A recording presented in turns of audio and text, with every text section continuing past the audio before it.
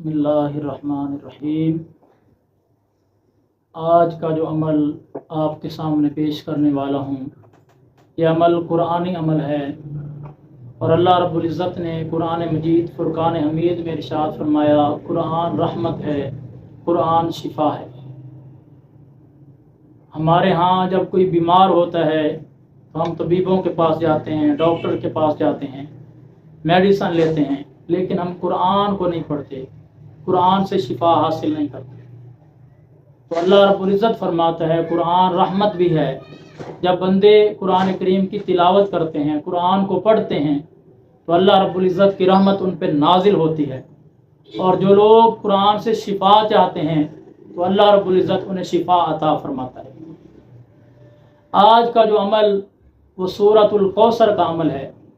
सूरतुल कौसर के बेहद फ़वाइद हैं, फ़ज़ाइल हैं और कुरान करीम की सबसे छोटी सूरत है। और इसका जो शान नज़ूल है वो कुछ इस तरह से है कि हज़ूर अलैहिस्सलातु वस्सलाम के एक बेटे का इंतकाल हुआ तो काफिरों ने आपको अबतर कहना शुरू कर दिया।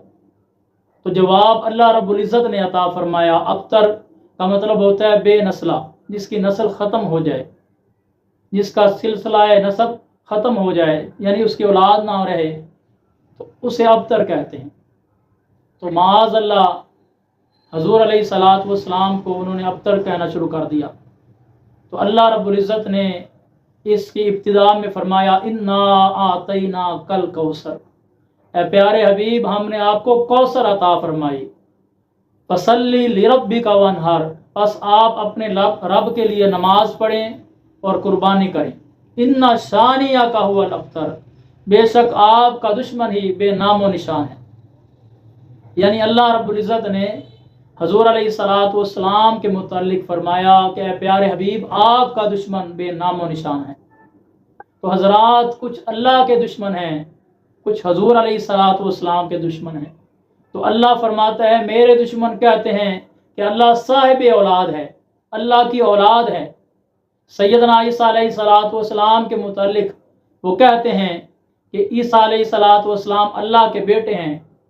तो जब दुश्मनों ने, अल्लाह के दुश्मनों ने कहा कि अल्लाह साहिब औलाद है, अल्लाह के बेटे हैं, तो कुरान करीम में अल्लाह रब्बुल इज़्ज़त ने फरमाया, कुल हुवल्लाहु अहद, ए प्यारे हबीब आप फरमा दीजिए अल्लाह एक है, अल्लाहु समद, अल्लाह बेनियाज है, लम यलिद व लम यूलद, ना उसकी कोई औलाद है और ना ही वो किसी की औलाद है।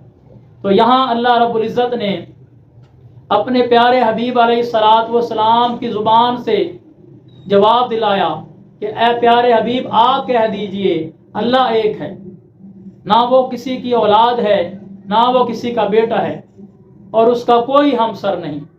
और जब हज़ूर अलैहिस्सलातु वस्सलाम के दुश्मन बोले तो अल्लाह रब्बुल इज़्ज़त ने फरमाया, इन्ना आतैना कल कौसर, ए प्यारे हबीब हमने आपको कौसर अता फरमाई। यानी अल्लाह रब्बुल इज़्ज़त ने जवाब दिया।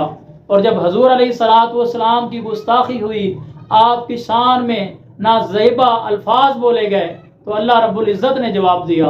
और जब अल्लाह की गुस्ताखी हुई, अल्लाह की शान में ऐसे अल्फाज बोले गए, तो अल्लाह ने फरमाया प्यारे हबीब आप फरमा दीजिए। तो सूरतुल कौसर का अमल है, वजीफ़ा है। सूरतुल कौसर को 11 मरतबा सर पे हाथ रख के पढ़ना है। शुरू में 11 मरतबा दुरूद पाक पढ़ना है और हर बार बिस्मिल्लाहिर्रहमानिर्रहीम से इब्तिदा करनी है। और इस अमल को जब भी आपके ऊपर कोई मुश्किल आए, मुसीबत आए, परेशानी आए, हाजत आए, तो आप उसी वक्त इसको पढ़ लें। इसका कोई टाइम नहीं और इसको कितने दिन पढ़ना है ये भी मुकर्रर नहीं।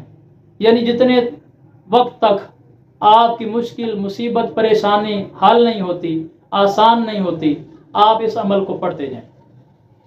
और जो मुश्किल आती है, परेशानी आती है, अल्लाह रब्बुल इज़्ज़त ने सूरत शूरा में इरशाद फरमाया कि ये जो मुसीबतें, परेशानियां तुम पे नाजिल होती हैं, ये तुम्हारे हाथों की कमाई है। यानी तुम्हारी बदआमालियों की वजह से मुसीबतें आती हैं, मुश्किलें आती हैं। तो मुश्किलों से निजात का हल क्या है? अल्लाह से मुआफ़ी मांगो, तौबा करो, अल्लाह की बारगाह में झुक जाओ, तो अल्लाह रब्बुल इज़्ज़त मुसीबतों से निजात अता फरमाएगा। اور یہ دنیا مصیبتوں کا گھر ہے، پریشانیوں کا گھر ہے۔ ہر بندہ کوئی نہ کوئی مشکل میں ہے، کسی نہ کسی پریشانی میں مبتلا ہے۔ کچھ لوگ شادی کی وجہ سے پریشان ہیں تو کچھ شادی نہ ہونے کی وجہ سے پریشان ہیں، کچھ اولاد کی وجہ سے پریشان ہیں تو کچھ اولاد نہ ہونے کی وجہ سے پریشان ہیں۔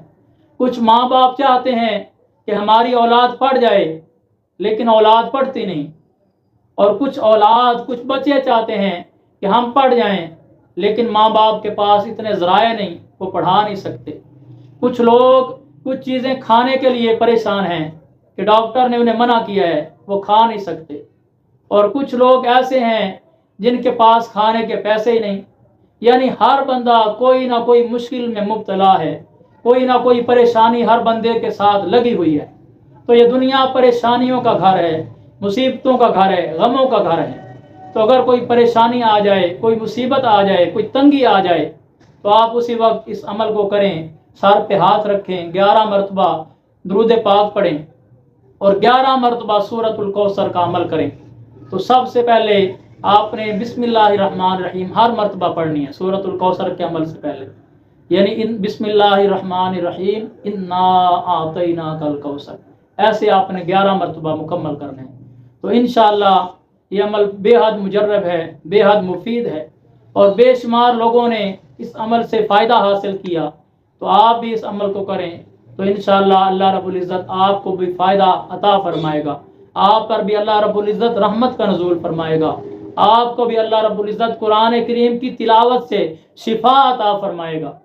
اور اس کے علاوہ اگر آپ کسی پریشانی میں مبتلا ہیں، کوئی روحانی مسئلہ ہے یا جسمانی مسئلہ ہے، تو آپ ہمیں کمنٹ کریں، انشاءاللہ ہم قرآن و سنت سے اس کا جواب بھی دینے کی بھرپور کوشش کریں گے۔